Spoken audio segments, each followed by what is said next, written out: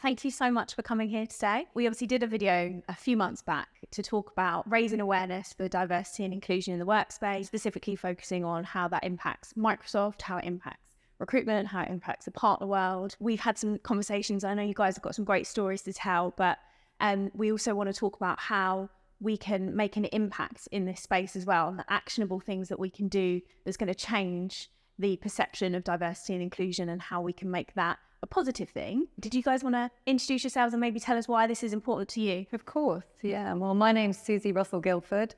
I run the Microsoft relationship in the alliance space in tax for EY. I think I'm super passionate about this, maybe because I'm now at an age where I think you need to be more vocal about these things to make a difference. And it really is important for the people that are coming through now to understand that without being vocal, we can't make change. So thank you for inviting me today. I'm excited to talk to you.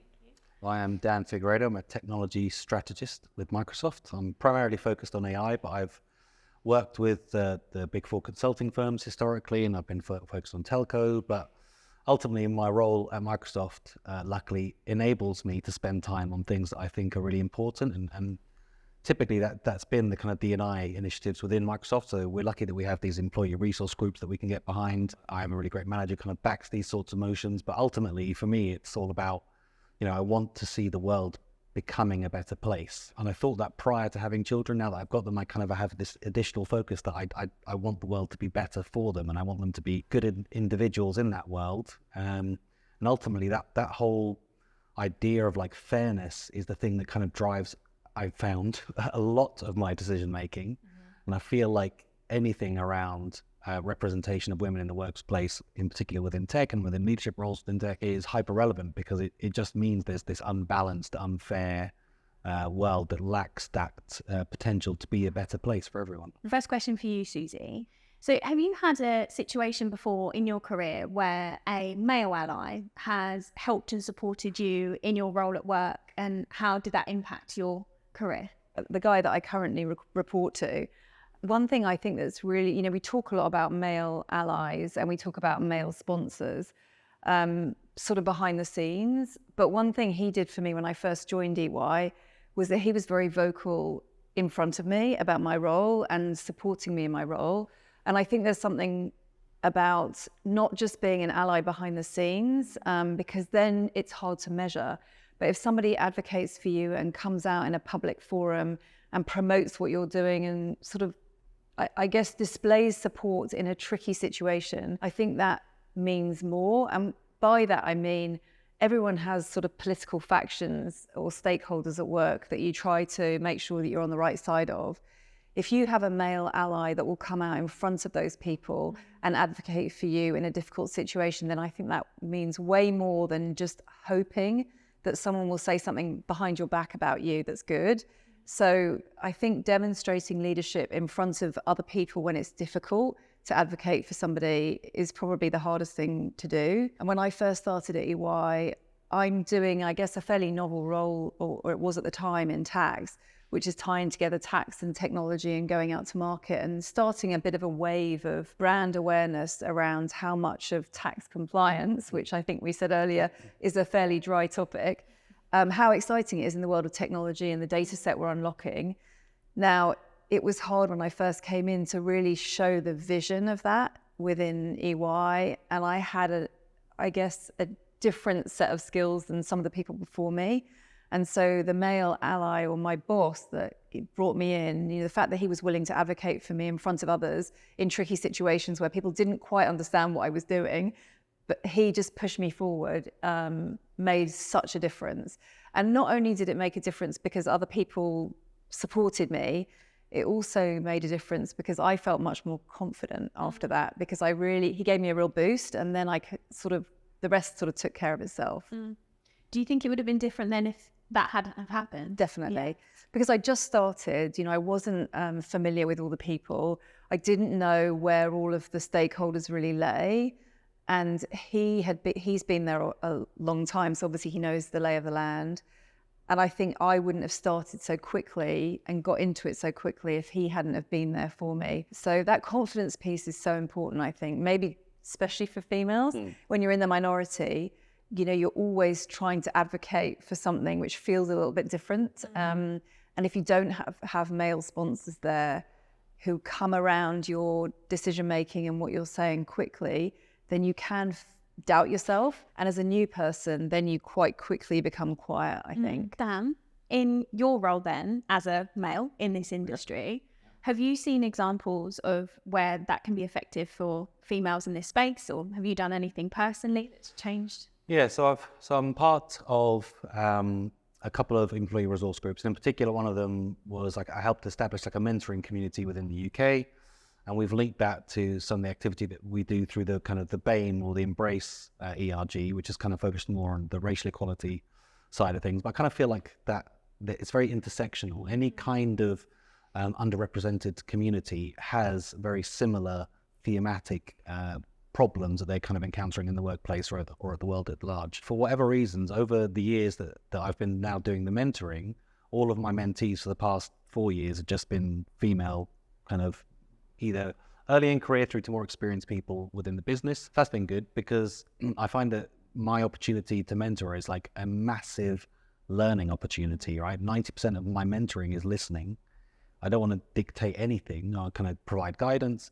Mostly I want to try and like help them access my network or like introduce them into new concepts. And like I feel really happy that I've helped someone change roles, get promoted, things like that. So that's quite small scale. That's kind of one-to-one. The idea that we came to around this mentoring community is that we have this facility within the business to kind of encourage growth. And we are very aware of like what's the makeup of our mentor-mentee kind of backgrounds. I always looked at what are those more scale motions that we can do, and often it's through this kind of visibility piece. So I've done stuff with my with a particular program with my ex-university where they said, do you want to come in and just do a talk? And I said, actually, is it better if we do a panel? And if I have a diverse panel? And because this, you know, the community that they were wanting to talk to were kind of typically from diverse and underrepresented backgrounds. So I thought, well, no one's going to like connect to a message unless they're going to be able to see themselves. And my next idea, my next phase of the plan for that is that I kind of step away from being the person who's delivering the message. I get one of the other people who's previously been on that kind of fireside chat, they take over, and I'll just be a member of the panel instead. It's all about, I think a lot of the points that you raised that your boss kind of made is there is some really good things to be done behind the scenes around kind of providing that support and guidance, doing things like providing actual actionable feedback and things like that. But then when there's an opportunity to do things, I guess, a bit more visibly, that can have real impact as well and kind of start to move the conversation, because I think it needs to be tackled top down, bottom up, left to right. There's so many different areas. And so, yeah, I'm proud of the kind of the mini micro successes I've had, but I'm always kind of thinking, well, what is that way that you take that a step further and engage the leadership in a conversation as well? Yeah, I think as an example that I've seen myself, so, and it ties in with everything you just said, I had a male connection just on LinkedIn, and he'd made a public statement to say, you know, we need more women leaders in the tech space. And the next Monday, he put out a post and said, right, I know I've said that, and now I have to, you know, live by my word, and I want to offer myself as a mentor for female leaders and see how I can help you. And the response was outrageous. Like this post went absolutely viral, and I think just not enough people are doing that. Just to see the uptake and how many females were like, I want to be part of that, please let me, because there's not necessarily a place you can go for that. And making it public that you are that person and people can talk to you, I think is really, really important. So yeah, your mentor program is definitely valuable. And tech's the great leveler, hey? I mean, that's the thing about technology that we didn't have perhaps in the past, is that tech is this whole, it's really neutral amongst people, if you think about it, whether it's neurodiversity, whether it's gender diversity, ethnic background. I think there's a whole piece around the technology that we have today enables so many people to be successful who weren't part of the traditional hierarchy that we had before. Yeah. And unless we enable those groups, we're not going to get the best out of technology. People who think differently can perhaps use technology in our society in a really different way. And unless we enable those people to come through, then we won't get the best out of it. It just isn't a traditional model anymore. So I think gender's a huge part of it, but also, you know, neurodiversity and people who think differently I've got a lot of people on my team who I guess perhaps wouldn't have been traditional accountants previously, but the way that they apply automation or AI in a scenario is, I think, a traditional linear thinker would not think like that. And so I think to get a step change in most of our industries, we need all of these people to be with us. Yep. So Suzi, have you got any examples of where you may have seen either your gender or your diversity as a whole negatively impacted you at work? And what did the company do to support you? Look, I think everyone's got loads of examples, especially as a woman. I remember hosting a session. It was actually at Microsoft, but a long time ago, where I was hosting the event. But when everyone came in, I mean, they assumed that I was the catering person. But equally, I make stereotypical judgments, just as a reminder that it's easy to make stereotypical judgments. There was nothing nicer for me than when I then started the session and stood up and they realized that there's a piece around, I guess, like hidden diversity and open diversity. So obviously everyone can see that I'm a female. So, sometimes you don't get exposed to the subtle differences that people treat you differently because they sort of know, obviously they can see you're a woman, but I'm also a lesbian. And that is a sort of hidden, I guess more, it's not obvious from when people meet me. And that's where I find you get to perhaps learn a little bit more about what people think, because people, make comments in the office all the time or say things, and they don't necessarily think that would impact me as part of that community because they don't think I look traditionally gay. And so, then you really get to flush out some things that I think are hidden but affect how people judge and deploy people. Yeah. And in that vein, it's back to this confidence thing, confidence to be yourself.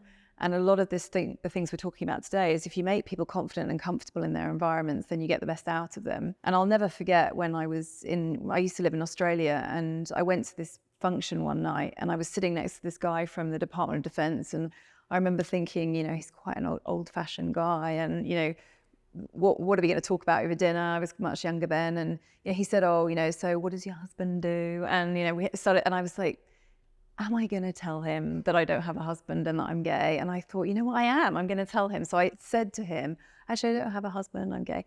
And I was thinking, for that split second, is he going to be, think, right, okay, I don't really want to talk to you. And that's a conditioning thing, hey? I mean, it's interesting. But instead, he said, oh my gosh, my brother just came out. We're not sure as a family, like what to do, like how to, I would really love to get some ideas from you. And it was literally like his face changed. And then we had this brilliant conversation. And I remember afterwards, a lot of people saying to me, gosh, it's always so hard to engage that guy. And I thought, I literally was just open. And then I engaged with him on a completely different level.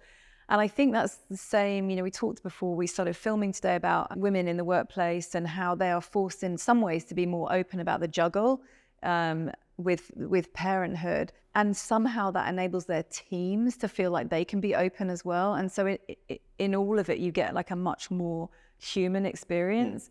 So I think in all of the experiences I've had, both on gender and, the LGBTQ piece, I think it's just enabled me to feel like being open is okay, and you get the best out of other people if you're open. Absolutely. I guess there are lots of elements of the old school thinking that need to kind of be phased out, and they will over time. But if we were to go back to some, within kind of our lifetimes, being gay was illegal.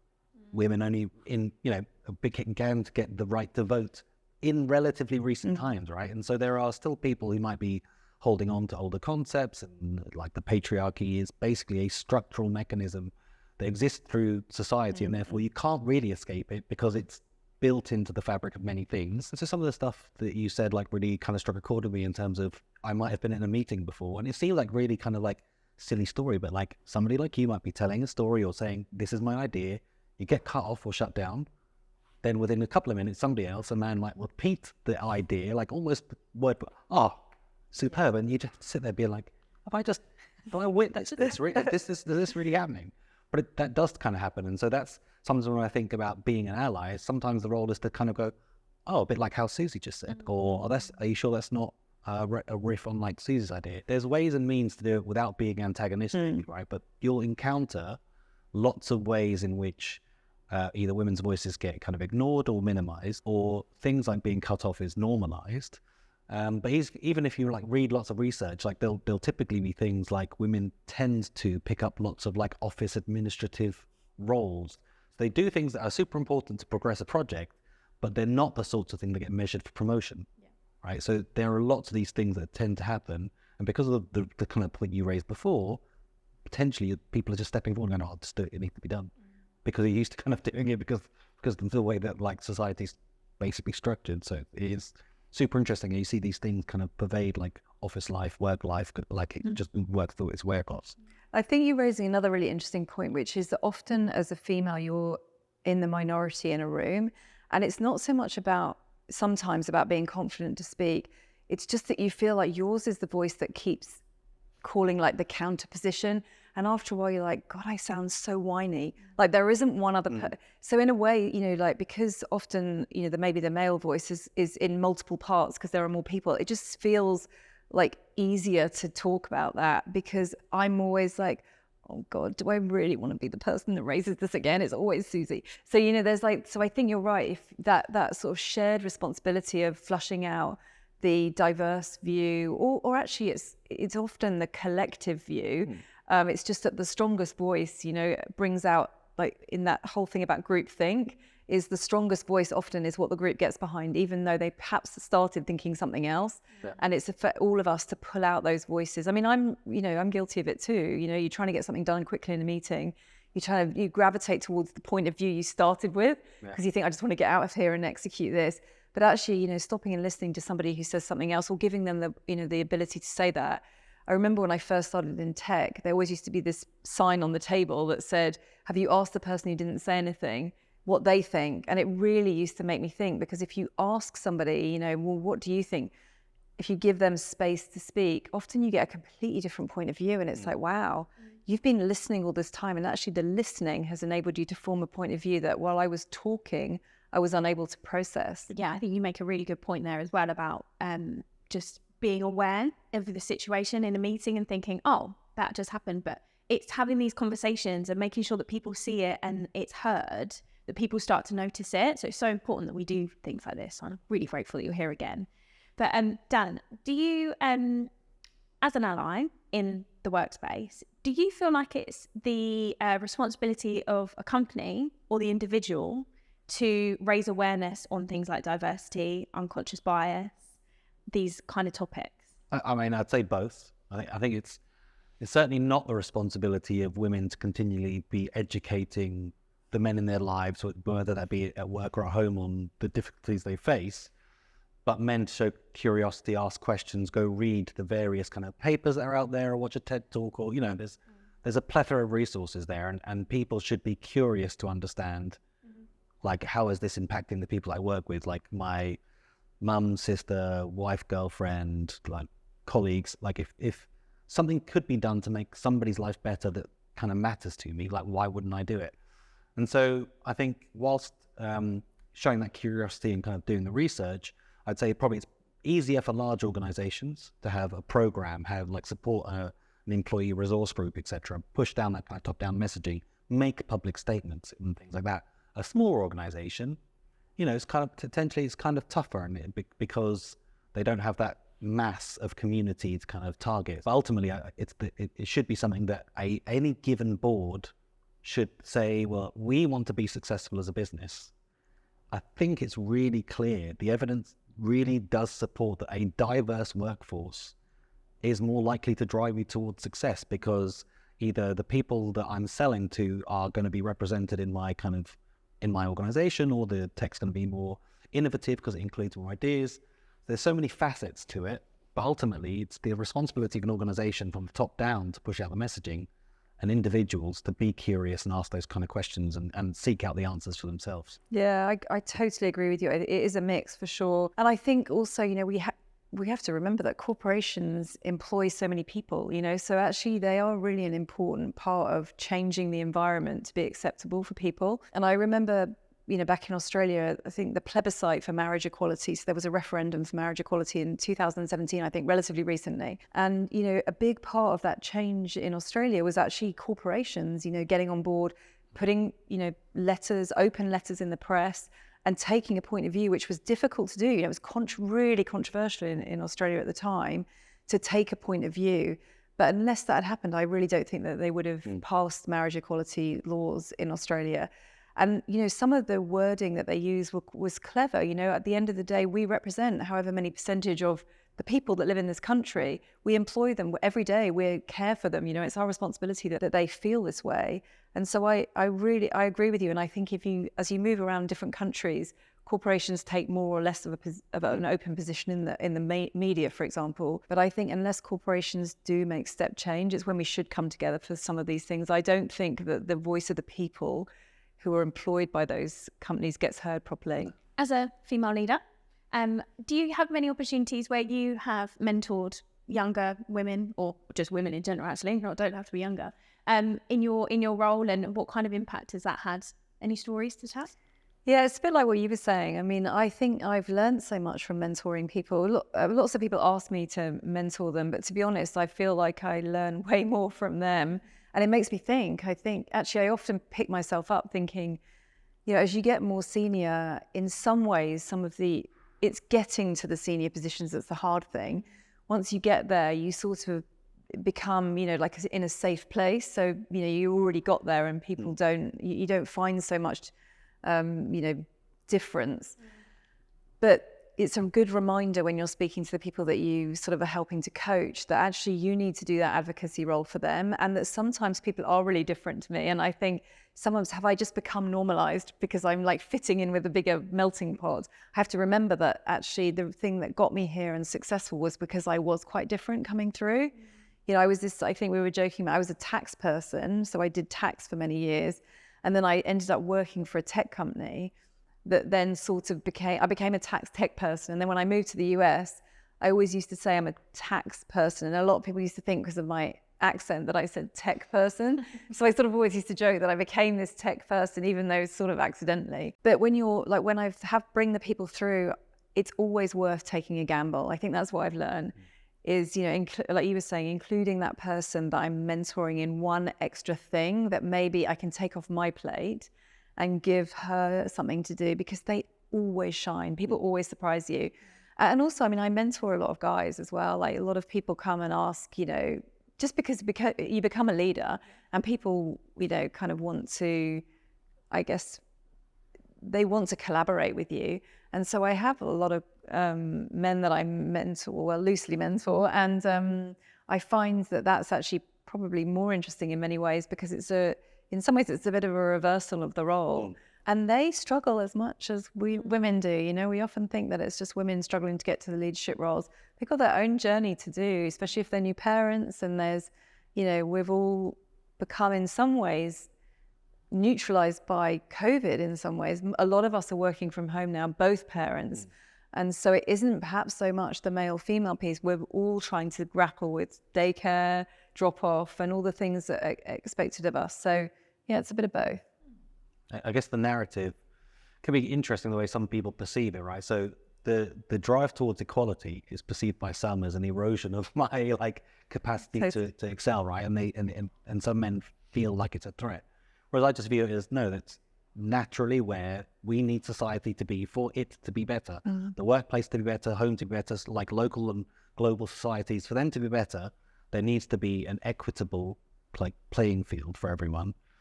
And so I always find it interesting, though, that now there's lots of this kind of almost cheerleading STEM, and there are these programs that now that sometimes men are feeling like their voice is kind of forgotten and being minimized, but it's not. They can participate in those same programs, because the feminist, let's say, agenda is basically one of equality. So they should be fully backing it, because it will make their lives better. Inevitably, every element of their lives would be better if there was a level playing field. It doesn't reduce your opportunity to kind of earn or become a leader yourself, if that is what you're wanting to do. What I know is I would rather have a good leader, and 9 times out of 10, my good leaders have been female bosses. There'll be a variety of reasons for that, and I've learned, definitely I've had 2 or 3 really great male bosses, but the overwhelming number of great leaders who helped me progress more have been female. I happen to have a good boss now who's a man, but I think he's a super level-headed kind of character and tries to be very even and studious, and he's well connected. But it's that move away from this traditional dictatorial style of like leadership, and this move towards more authentic leadership, which I think what some people will be getting from you, right? That authenticity and wanting to kind of just say, this is who I am, and let's have this conversation. All of a sudden, you got that different kind of reaction from that person in Australia, right? It's authentic leadership counts for a lot, and typically, I think we're seeing that female leaders have been able to be more authentic. So there is a job to be done on men in helping them to be more in touch with their emotions. I mean, there are lots of things that I love about when I view some of the things that people get accused of, right? And here's one of my observations is, women will be accused of being emotion, but obviously because anger isn't an emotion, right? There are all these things that typically people who are in marginalized societies get accused of, but it's the suppressor who typically is like almost reflecting all of the things, the ugly things about them they don't like onto that kind of individual. So I think there's lots of things that can be done also to help men on a journey to kind of understand that it's okay to have emotions, it's okay to have your female partner be an equal, whether that's at home or at work or wherever, right? And so the messaging needs to kind of be more inclusive in general, but there's just so much more to be done in order to get people into like those tech and leadership roles, and it's kind of everyone's role to kind of make that happen. I think there's something really important that's happening as well right now. I mean, you're in AI. I think we do need like everybody's point of view. There's a lot of people, on both ends of the spectrum who think AI is, going to be like the worst thing that ever happened to us, and others who think that it's going to save our planet. And I think unless everyone's voice is part of what we end up applying AI to, or we end up, we need almost to slow down a little bit to go faster. And I think, not to be stereotypical, but often I think the reason when you highlighted some of the female leadership traits, like traditional age, it is the ability to sort of unpack things and perhaps, not be driven by all the traditional metrics, but actually slow down a little bit, unpack things, see whether things make sense on many levels. And I do think we risk AI not being good for us unless we include everyone's point of view in that. Yeah, I mean, to make AI work for society, you need to work at it, because I think there's massive potential for it to introduce bias, because if I have an all-male team of data scientists and they simply grab the data, from the world, the world is biased, therefore the data will represent that bias. So if you have a more diverse team, then maybe you'll have people call things out and say, actually, we need to do things differently. So that there is an ability, obviously, with the way that you treat data to make it fairer, to cleanse it and to kind of, where appropriate, de-anonymize, etc. You can do things to kind of introduce fairness. But you're right, if you blindly simply go into producing AIs that make decisions based on existing like data that exists within the world, then it will just reflect it back. So yeah, it's very true. I mean, I think that's true of everything, whether it's healthcare, whether it's all the things that we've traditionally invested in the past. They have, you're right, there's some certain patterns which we need to probably change. That was going to be my next question. Sorry. It's okay. Can you tell us a bit about T-Care? Yeah, so T-Care, still, fairly early days, but it is the technology community for racial equality. What we are currently is a bunch of founding organizations where we volunteer our time to help bring that message of equality into the workplace. So we are focused on tech in the UK to begin with. We've got a lot of large organizations, and we've looked to onboard like smaller organizations so that we have that kind of representation of what it is that people really care about. But ultimately, yeah, we're wanting to kind of get that message out, build meaningful, actionable content that organizations can take on to kind of drive that conversation internally, and kind of, I guess, bring to life the thing that we've been talking about. If you think about women in tech being a minority, well, then a woman of a different, like a minority ethnic background and being a woman is even more so marginalized, because all discrimination isn't equal. And so therefore, like you said, so not being straight, it's another lens upon which you could face additional discrimination. And so it's one of those things that we're passionate about, wanting to ensure that we can build a meaningful community of people who are interested in driving the right outcomes. As we then mature as an organization, we're going to build content that we can also share with organizations so that they can push through with their own programs for themselves.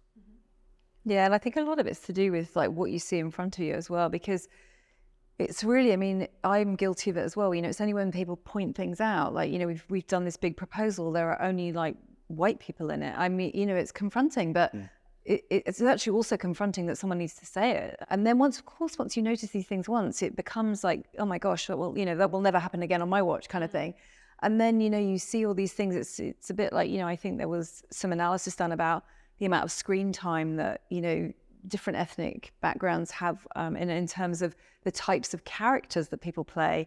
You know, if you always cast a criminal looking a particular way, well, then of course, like we start to, particularly our children, start to think, well, those people are criminals in the real world. And it's like, well, no, we have to be really careful in what we put together, and representation, like you were saying, of hidden and not hidden things, that we don't exacerbate the problem by putting it in. I mean, that is like, it's almost like a comedic one, but I had like a fairly like disappointing experience where I bought some books for the boy and I'm reading them, and there's like somebody loves daddy, somebody loves mummy. And guess what daddy did? He went out and played all day and did football and had loads of fun. What did mummy do? Well, she did tidying and cleaning around. I was like, no way this has been written today. Like, I was going to write to the publisher to go, come on, you can do better. Like, could just even the playing field and had them do kind of a bit of both, right? But I was just like, this is so like backwards looking. I was kind of surprised because I don't want him to have these bizarre stereotypical views that, oh, that's that person's role because of their sex. I'm like, no. It's interesting. I think you raise a really important point, which is education, because I think we've both got young kids, and, you know, we're doing all this great work in the workplace, but then unless it's almost a little bit too late, because people have got their particular assertions about how things work by the time they get to us. It's more this, as you say, people are their brains are like sponges when they're coming through school. And I do think, you know, I just moved from Silicon Valley, where you'd think it's probably the most progressive place in the world. And, you know, I'm always staggered by the books at the school. It's similar to you, you know, it's very traditional role models. You very rarely get same-sex parents in a story. I remember when I first took my eldest daughter to hospital, you know, and she just assumed that the doctor would be a man and the nurse would be a female, and just little things like that. I mean, I never think about it, but of course it's based on what she's reading all the time. So I think you're right. We have a responsibility, I think, to educate right down to the bottom in terms of the age group that are coming through. Yeah, and so this whole women in tech, this is like, I think it starts there, right? Is that if at age 9, I discount this being a path for me because that is a path for men, that's a massive loss for everybody, for the world, like in not having a potential talent in that space that can bring their thoughts, ideas, perspectives that completely change the game and make it better.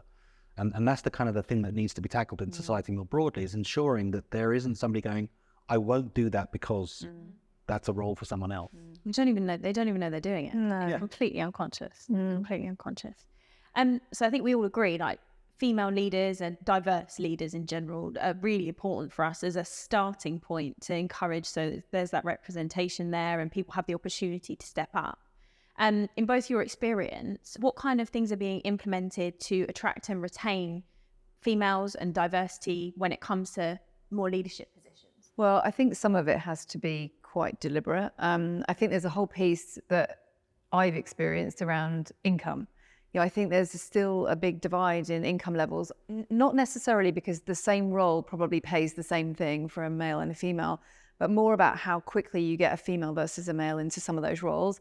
So, you know, I think we need to be way better at doing sort of deeper analysis around the pay equality, because the reality is, unless we do pay the same for the same experience, we aren't going to change a lot of those, I don't think. So I think, you know, at EY, there's certainly some deliberate efforts behind recruiting women into certain roles and making sure that we look across the community when we're doing promotions, we're doing pay reviews.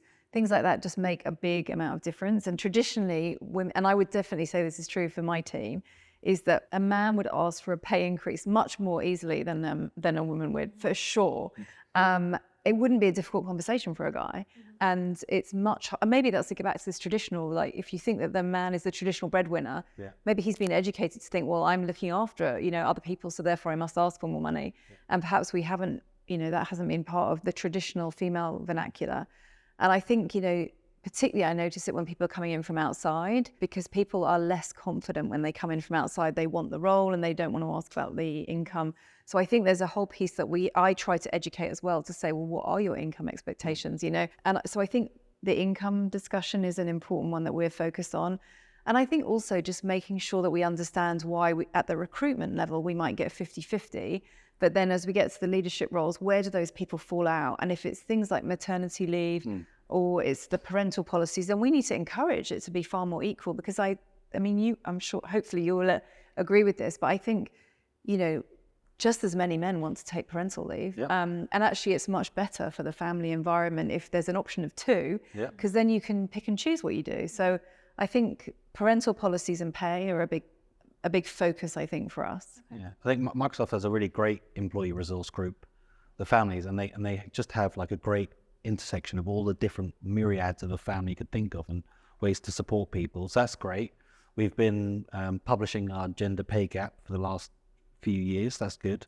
But for me, that's what I was thinking is about the other metrics which could be interesting to look at, like churn, amount of time in role without promo or wage. Like there are different factors you could start looking at from a data perspective to kind of tease out some more truths. But it's just one of those things. It's like the governments need to get behind this, right? I was shocked, and I won't say which firm, but one of my friends who's now at EY, when he told me about his pat leave and he got 2 weeks, I went, that's just this cruelty. 2 weeks, it's insane. Like, you still got a newborn. It's Microsoft were more generous, and I still bolted on a bit of holiday as well, right? I wanted to be there to support, and because things get hairy, like in those 2-3 months, like postpartum, right? So I was thinking 2 weeks, that's not good enough. Like the governments need to do better. Like they need to better support. People are panicking about like the decline of the population. Not that I think it's actually a concern. I think the world's probably too large. But like if you want like mothers to come back to the workplace, organizations and the government should be doing everything they can to support that becoming a reality. And so there's policy change that needs to be looked at. There are kind of rules, regs, like programs to kind of get people back on board and ease people back in, and kind of flexible working. So many things that can be done now that are kind of activated by tech, right? Like Teams, it's a game changer for that kind of activity. Like I'm able to, in my day, pop out, do the drop off, do the pickups, and I continue work on either side, right? If I was in the office, that wouldn't be I'd be out of the office. I'd be out of the house from 7 till 7, pretty much minimum. There are lots of things that kind of organizations can do about being honest and open around the data points they're looking at, and then implementing things that will correct those kind of what the data reveals. Yeah, I think you're totally right. I mean, I had the 2 girls in Australia where the maternity leave was very generous. And, I took a year off and it wasn't even in fact, it would have been, I think people would have frowned upon me not taking a year off. And it was a brilliant period to have at home with them. It's 1 year. They're still babies at a year. Yeah. But then, I went and moved to the US where there's a much, smaller amount of, leave that is given. And people do seem to return to work, to my mind, like quite when the children are really young. Super. Well, that puts so much pressure on the mother, particularly if she's still breastfeeding, how that she's doing that juggle. And I'm sure then it impacts the rest of the family members. I still remember when I used to even go and pick them up when I was back at work. I would take my files with me down to the car park as if I was going to a client meeting, then like scarf her into the car and then go and do pickup. We used to have to hide all of that stuff. I don't see that there's any point in doing that anymore. The world is going fast enough as it is that we might as well enjoy that period and be okay about enjoying it. And the only way you're going to do that is, like you were saying, is really just to be very open about sharing the load. Yeah. And also encouraging people to take more leave. I actually think I came back a better person, having had a proper break. When I came back to work, I felt like in a really different mental space than I had when if you give anyone a year different perspective on their life, whether or not they've got a child at home, you come back a different person. Yep. And honestly, I think the skills of parenting are super helpful in the workplace in terms of juggling things. Perspective, when you try to wrestle a child into a child's seat, when you come back to work, most things feel pretty easy after that. So there's I think we need to be okay with not just going to work and doing 40 years of work. That isn't normal. So yes, so these are some of the big things that you're talking about. Obviously, you guys work for EY, you work for Microsoft. They're big corporations who are able to make big changes, like you've suggested, with parental leave and things like that. When you're looking at smaller organisations, what smaller things do you think can be changed to help to attract women into the workplace and retain them as well? Because I think that's a big, at the moment, like there's been this big shift of attracting women and they're like, yeah, I want to do a leadership position. Yeah, I'll do that. And they're coming into these roles and then they're leaving because actually the workplace is not set up to support a female in that role.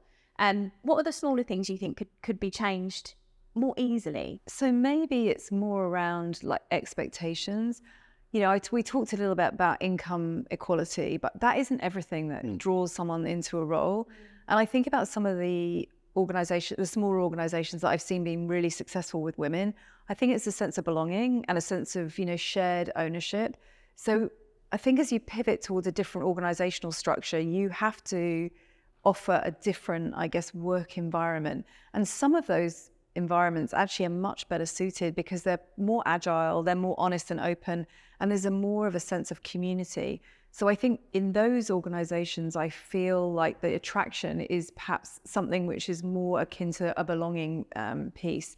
I think we, even though we've got a lot of resources, do still have a long way to go because in some ways we're also hamstrung by our structures, and particularly globally, you know, we can't always have the same policies in one country to the next.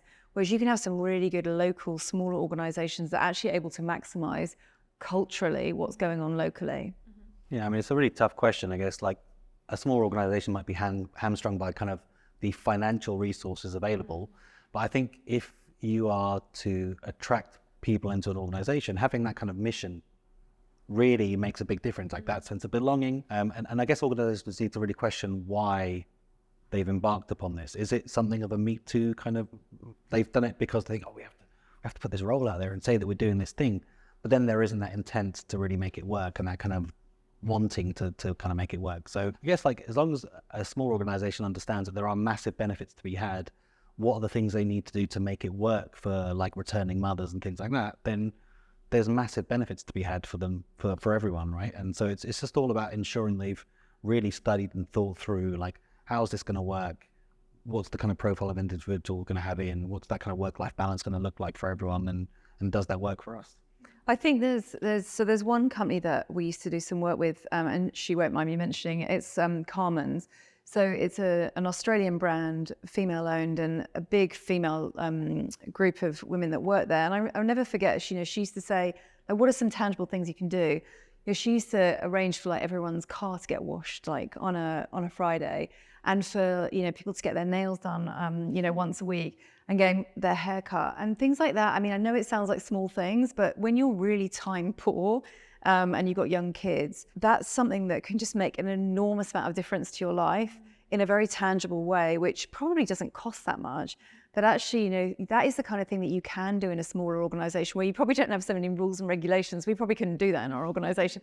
But that could be very empowering for, you know, for somebody to know that they're coming into an environment where they're really celebrated for being a woman. So I always remember when she said that, I was always quite jealous, thinking, I wish I worked in an environment where I could get my car washed once a week. I guess the other thing, the last thing I was just thinking is like, one key thing that's kind of like almost like a recurring theme through all of this is just ask and listen. Like really, what is it that you as an individual would really value us doing, right? And seeing like, are there repeating themes? Is this something that others are saying, right? Then we can implement some sort of change based on this feedback. And that probably tied into my next question, because I was going to ask, how do you check that those changes that you've made, or that the women in your business or diverse people in your business are happy with what's going on? How do you make sure that that is positively received, and what you're doing, you're making all this effort to do all these things? How do we know it's the right thing? You're the AI guy. Yeah, so there's data. Yes, absolutely. There'll be leading and lagging indicators and things like, you know, churn, length of time in the role, and those sorts of things that you can just kind of measure. And I guess if you are able to generate some degree of trust between the leadership and the kind of the employee, the individual contributor base, you can start to kind of anonymously poll people and hopefully elicit some honest responses. But probably what needs to happen is that kind of idea of like, what are those data signals that we can pick up to understand, are things moving in the right direction? And it might be longevity in role, you know, parity on pay, parity on the ability to get promoted, numbers within the leadership roles. There'll be lots of data points that people can read upon. And now, I guess, with all those, the data that exists within Microsoft's own platforms around productivity, there's probably other smart indicators. And it's about like, okay, you have the data, you can generate those insights. What are you going to do about it? Because that's always the thing, right? There's always been lots of data out there. It's all about like how open and honest do I want to be around the data that I'm seeing? Because it might not be good. And then once I've got that, what can I meaningfully do to kind of implement that change? And does it make the numbers move in the right direction?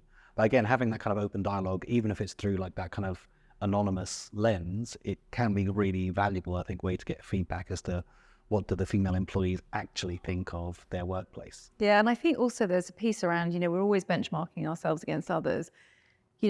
Asking people who are looking from the outside in to join the organisation, or who are new joiners, as to what the vibe really is. I mean, some of it's just like listening to stakeholders. The polling is important, I think, for gathering data, but there's nothing better than chatting to some people that have just come into the organisation, because I think you get a certain lift when things are going well, which is actually hard to put data around. You just feel the vibe of, when a high-performing team is performing well and everyone's got each other's backs. I think that's the thing I would, in my team, definitely feel. Like, have we all got each other's backs? Is when someone has a bad day or something goes wrong, I would never think twice about being there for that person. And equally, I know they'll be there for me.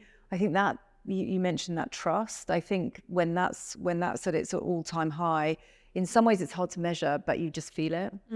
If you were to send a message out to anyone who's watched this video, with one piece of advice of how to be an ally and how to encourage diversity in the workplace, what would it be?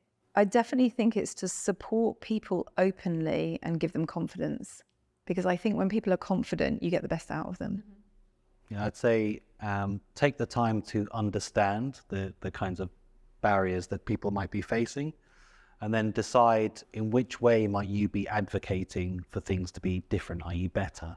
So will you do it publicly, like the kind of show of support that your manager gave you, or behind closed doors, like giving proper constructive feedback that allows someone to grow, or giving someone the coaching or exposure to your own networks, or again, but more the kind of behind closed doors, but still a public thing. If you're in a room where it's kind of male dominated and you hear people saying things that, really aren't right, like, are you going to call them out? Are you going to kind of query it? Because if you just allow it to happen, it's pervasive then, right? So it's all about just being intentional and being curious. In your experience, where do you think diversity and inclusion is on your organisation's priority list? I think for us, high, because I think all the other business challenges we have sort of naturally fall out of that. If you've got a good team, we're all dealing with so many things that are coming at us at pace. If you have a good, diverse team, I feel like it's a stronger, more resilient team. So I think everybody knows that. Of course, priorities go up and down in terms of what we're more overtly supporting versus other priorities. But I think for us, this is probably one of the most key things to ensure we've got a good team. Yeah. And people are at the centre of everything, aren't they? For every organisation, people are at the centre. Even with the technology, you're right. The technology is useless without good people. I mean, we talk a lot about Copilot, which I know is a big Microsoft word, around how we sit between the technology and the humans. But yeah, none of it is effective if you don't have a good human, diverse team driving the change. Yeah, I completely agree. It's just one of those things. It's a board level discussion. Resolving it resolves lots of other issues. And like ultimately any organization, but an organization like Microsoft is out there competing for the best talent. So that therefore it plays a part in that, retaining the best talent. If we're focused on building innovative products, then innovation comes to ensuring that you've got good representation. If you want to have an ethical kind of like unbiased AI system, again, you need people building it, the engineers who are, again, diverse in their own thoughts and kind of skill sets. So it's got to be a top level conversation, and any organization thinking about how it is that they continue to be a successful organization, grow and be profitable, then this should be something that they spend a fair amount of time focused on, because it's likely to bring various rewards back to them. Women who maybe want to change careers, or they're starting out and they're not sure which route to take, what would your take on the tech industry for females be? I think it's never too late to join the tech industry, or never too early. But I think, I was definitely feel like I'm sort of more of a tech person now. But when I first joined, I had no technology experience at all. I just sort of knew a little bit more than the other people, and that was enough to get me by. I think there's a whole piece around you don't need to know all the technology to be good at tech. You actually can show an interest in tech at any time. I mean, tech is all around us. It's hard to think about what we do every day being a tech role, but actually most of what we all do or experience in our personal lives is tech enabled. So I think you don't need to have a huge depth of technology experience to get into tech. And I think it's a very exciting place to be. And I do think we need way more women in tech. You know, if you look at the people coming out of university right now in the tech, you know, in the more of the tech traditional degrees, there is still, you know, it's a lot more male dominated than female. But I think once you get into practical use cases, which is what we all do in business, I actually think we want more representation from women. You don't need to have done those deep technical backgrounds, in my view. Yeah, I completely agree. So some of the advice I've given, guess what? If I'm in tech, I don't have to be a developer. That's not what it's about. Like, tech is so all encompassing. You can do every kind of role within tech. I could do HR in tech. I could do sales in tech, marketing in tech. I could sell tech.